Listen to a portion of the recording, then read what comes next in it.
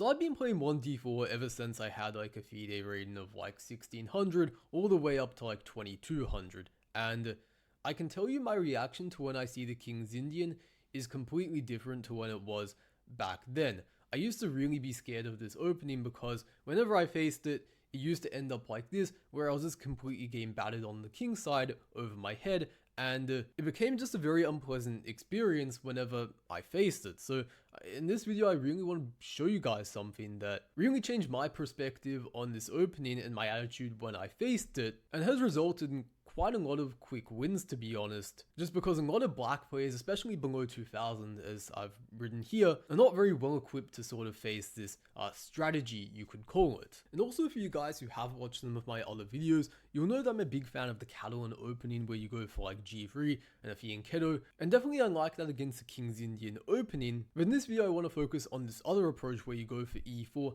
and at some point you play this move G4. Not immediately of course, because you lose a pawn. Before we get to that, I really want to underline why this works so well against people who are below 2000. So the reason is that most people below 2000 who play the King's Indian are what I'd call entry-level King's Indian players. And basically this refers to the person who their entire understanding of the King's Indian is they put their pawn on E5, white pushes D5, you get the closed center, and then eventually black retreats their knight, they go F5, and they go for the king's side attack. This is one of the most scary parts, of course, about facing the King's Indian, but really the thing is that most players below 2000 they haven't studied the King's Indian well enough to really appreciate the diversity of plans that black has, and so they always just go for this by default, and as we are going to see, like if they do that, well, they're going to lose a lot of games very quickly. So first of all, let's just clarify what it is we're not going for. So I am not going to recommend one of these main lines where you end up going for like bishop e2 and like what we'd call maybe the Mar del Plata with knight e1, and then like we have this sort of race on both sides of the board. Black's racing on the king side, we're racing on the queen side. I'm not really a big fan of these sorts of positions. So we're going to start out looking at this game that I played in the 2018 Australian Championships. I was actually, I think, maybe the bottom seed in this tournament, maybe the second bottom, I can't quite remember. But this was a second round game after I'd drawn my first round game, and I was playing a pretty strong player actually, FIDE master Brandon Clark. He's now an international master, but to this day I'm still really surprised the way he handled the opening and basically allowed me to beat him as if he was like a much weaker player, to be honest. But anyways, so in this game I played bishop to e2, and basically this strategy works in various different lines. It can work with like playing the same-ish, it can work with playing h3, basically any move that supports the g4 square and doesn't commit to maybe playing the knight to f3 too early. There is an exception if you go knight f3, h3, as we're going to actually see in another game. But okay, bishop to e2 is what I did here, and I went for this line called the semi-averbakh. Traditionally it was considered here that like bishop g5 was more critical, but like in the last few years bishop to e3 has become quite popular. But at the time of this game, right, 2018, the semi-averbakh wasn't really very well known, so I think already my opponent might have been out of book and explained in particular why he didn't respond super well in this game. But yeah, he played e5, d5, knight to a6, a very typical move of course, just bringing the knight to c5, trying to put pressure here, g4, and this is really the trademark strategy. So we're going to see what happens. Knight c5, he pressures the e4 pawn. You don't really want to take the knight because then you give up a very important dark squared bishop. Yeah, you do double their pawns, but it's not really worth it. So you pawn to f3 to defend it, a5 just stopping white from playing b4, kicking the knight, and now we go h4. And a lot of people, when they initially see this, they get the wrong impression that white is trying to like destroy black and go for this killer attack on the king side, but that's not actually really what we're trying to do. Sometimes it can end up like that. In this game it actually did, as we're going to see, but what we're really trying to do in reality is just restrict black from really pushing on the king side like they normally do, because if you think about it, right, the queen side is usually where white plays and the king side is where sort of black plays. So if we can restrict black's play on the king side and basically paralyze them there, then in that hypothetical scenario we can then advance on the queen side and they basically have zero counterplay if you think about it like that. So that's really the big appeal of playing in this fashion, and probably what black should try to do is at least stop like white from advancing the pawn to h5, force g5, and then play some sort of position like this, when like, okay, you can see the king side is pretty closed down. If they ever try to go for like f5 or something like that, it's not really going to lead anywhere because our king is not really yet committed to castling, and also if we did castle, like, okay, they push the pawn to f4, but we just retreat, and I mean, they can't really open the king side up any further. So that would then leave us to pretty much just do our own thing over on the queen side, as I was saying earlier, and there's just very little counterplay in general that black really has. So in this game though, what happened was knight e8, and I just played h5, and then he made like a pretty substantial strategic mistake to play f5. And the problem was that after a bunch of exchanges, it's a bit ironic because usually in the King's Indian, when black plays f5, they're the one attacking. But here again, because we have not yet committed our king to castling kingside, and there's all these open lines in front of their king, it's actually black who has to be careful that they're not the ones who are getting attacked. So this game actually concluded fairly quickly, if I do say so. So I played knight to h3, trying to like basically finish development. Queen h4 check happened, and he was probably expecting something like knight to f2, and to be honest, this would actually be pretty good. I don't know what the queen is doing here, but I actually came up with something I liked even more, just to play the king to d2, when like, yeah, it's very difficult to find a good move, because now the knight can even come to the more active g5 square. If you go f4, well, I take and that's a discovered attack and I win a pawn. If you go f takes e4, trying to win material here, I just go knight g5 and then retake on e4, and I'm just like have an overwhelming advantage in terms of my piece activity. So at the end of the day, he just decided to admit his mistake, go back to e7, but yeah, I just bring all my pieces over pretty much to the king side. He tries to do some fancy tactics, but it doesn't really work. And long story short, he ended up resigning in this position because there's just no way really to defend at this point against like some sort of like moving the knight away, then bringing the queen in. It's all game over. And that was pretty much how I beat someone who was 400 points rated higher than myself in a classical game. And I was also up like maybe an hour or something on the clock as well, because I didn't really have to think. It was a really weird experience. I don't think I've had many wins like this ever really against someone who was that much higher rated than me. But it just goes to show, right, if someone plays all the normal looking sort of moves in the King's Indian and tries to go for like the f5 break business as usual, right, there are many lines in the King's Indian where having this, again, like entry level King's Indian player mindset is going to really backfire really, really badly, and is going to end up with them just having a strategically lost position without you really having to even move a finger. So really instead, again, they have to like opt for a more conservative approach, maybe just try to play like h5, maybe play c6, try and get counterplay like this, maybe pushing the a pawn, bringing the queen out here, bishop d7, something like that, right? But not trying to go for like f5 anyway and treating this like one of these positions where white is already castled on the king side. To give a slightly different perspective though on this g4 plan, I'm going to show this game played by a much better player than myself, obviously, but the player of black also you can see fairly strong, 24-69, and he also makes a similar mistake in this game actually of trying to basically go for the f5 break again. You can see slightly different variation. This is called the Makaganov line with h3. Very critical line against the King's Indian in general, where you kind of want to go for g4 after e5, right? So we have the following moves. Sometimes black can also play knight to h5 in this variation. Idea being the g4, knight f4, right? And then this is kind of annoying. So usually what white does is they play g3, and then the game takes on a bit of a different character. You have to sort of be careful after this sometimes with like the knight being a bit loose, but okay, this is like a different animal in of itself. a5 happened in this game though,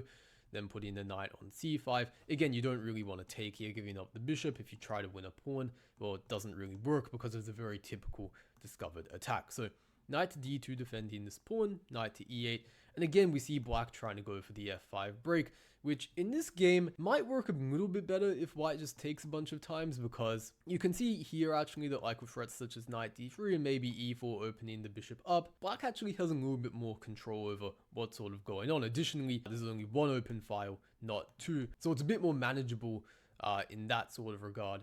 as well. However, in this game, another idea of g4 was shown off, which came in the form of more just trying to restrict what's going on the king side, not trying to like beat their head off, right? So white played g5. And the point was now that after f4, we can give up our dark squared bishop, but it's a little bit different to this position, giving the dark squared bishop up, where the pawn is still on f7, and there is a possibility to like maneuver the knight, go f5, and actually take on e4, opening the position up. Whereas in this position, you've already closed the position, right, with going f5, f4, and after bishop to h3, which was played in the game, swapping off the light squared bishops, white basically envisioned this sort of future, you could say, in which the only piece is going to be left on the board. Well, okay, there's a pair of knights, but then it's going to basically be good knight versus very, very bad bishop, completely stuck, basically, and for that reason, Black was already close to strategically lost, and they have, to be honest, like in all fairness, played what a lot of King's Indian players are, especially the entry-level King's Indian players, is a set of very natural looking moves. But unfortunately, natural isn't good enough, and we see basically white opening stuff up. But, you know, we never quite got a mating attack going on as well, especially like if with these pieces hovering around the king side. That's probably not going to happen, but what can happen, right, is we go for play on the queen side, we exchange queens off, and we get closer and closer to this scenario where it's basically just going to be like our knight against their horrible bishop, which is basically a glorified pawn at this point. And you can see white just slowly improves the situation. We bring our king in slowly, and eventually we break on the queen side, make some exchanges, and eventually just becomes too much to handle at the very end.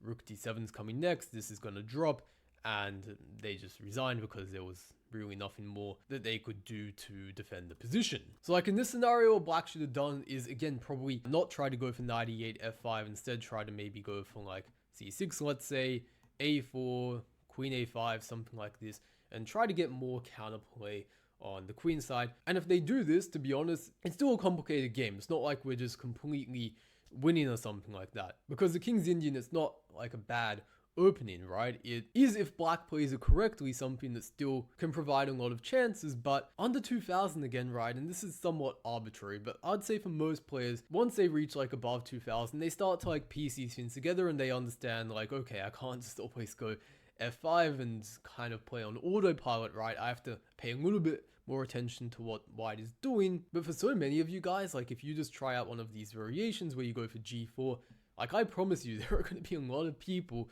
who just go for f5 anyway, and really not understand that what they're doing is just a positional crime, basically. Also, I will say, if knight d7, this could also be another approach, because in this scenario, I think that white, if they go g5, probably they should take instead, because, well, one, the bishop can't take after like all these exchanges, but also, if you go g5 now, it's a little bit less bad because black, they keep a bit more flexibility in their pawn structure because they can take back with the knight. But okay, wrapping up, I just want to talk about one important thing, which I see some people make this mistake when like they first discover this idea. So like, let's go back to the line I played earlier, right? You know, if black goes e5 and they close the center very quickly, then you know this g4 idea, or sometimes h4 as well, works quite well, just trying to like close up the king side. Or again, sometimes you do attack, but primarily that like the idea is just to sort of shut down black's king side counterplay. But sometimes black is going to throw something at you, like maybe knight to a6 or knight bd7. They're going to be a bit more flexible. They're not going to show all their cards yet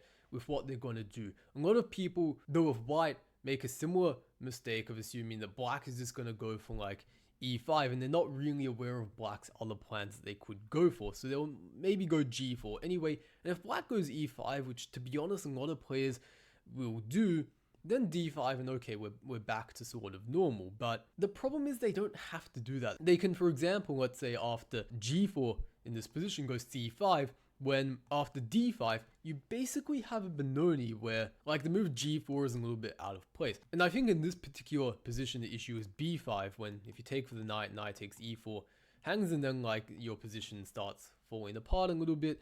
And if you take the pawn a6, and black basically kind of, yeah, just has an improved version of the Benko gambit actually, where the pawn on g4 doesn't really make much sense. So, you know, the entry level King's Indian player, they're not going to have these sort of ideas in mind of like being very flexible and switching to a different plan like c5 at some point.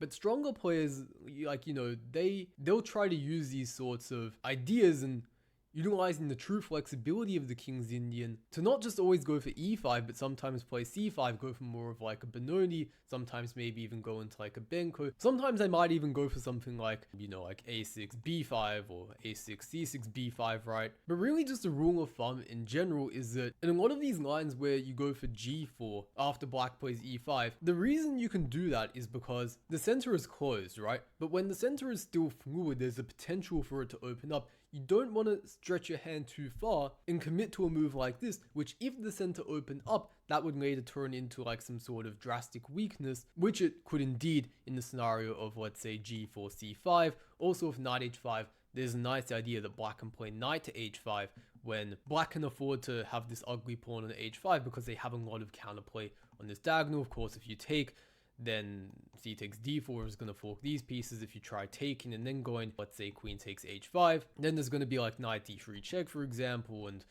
the whole position falls apart. Black's king is actually very safe, in spite of like it maybe looking a little bit dodgy. It's actually white who has to be careful here. And what this means is that a lot of these sort of situations where they're more flexible, sometimes you'll just want to go knight to f3 and say that, like, okay, because they've committed their knight to d7 or in some situations a6, when they do play e5, you don't really have to worry as much about like pushing d5 because there's less direct pressure in the positions as when they have their knight on c6 and they sort of force you to make that pawn push, right? And what that means is that oftentimes you might have these sorts of structures which are kind of complicated, or you might have them like take on d4, and this is a pretty pleasant situation when you have a sort of structure that looks a little bit like a Maroczy bind, but in general when you have this space advantage in the center, black has to play pretty accurately to make sure that they don't just get suffocated. But okay, that's going to be it for the video. If you want more help with your game with one-on-one coaching, I do offer that. There's a link in the description below which you can fill out.